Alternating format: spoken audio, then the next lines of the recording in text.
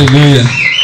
Como é bom, é agradável que os irmãos vivam a união, amém?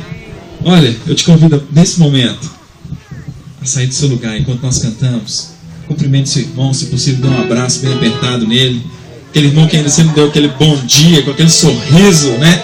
Ainda aproveite essa oportunidade, aproveite esse momento. É o momento de confraternizar, é o momento de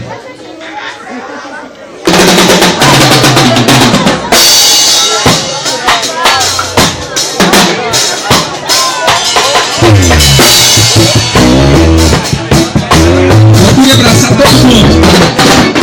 Isso. Oh. Aleluia.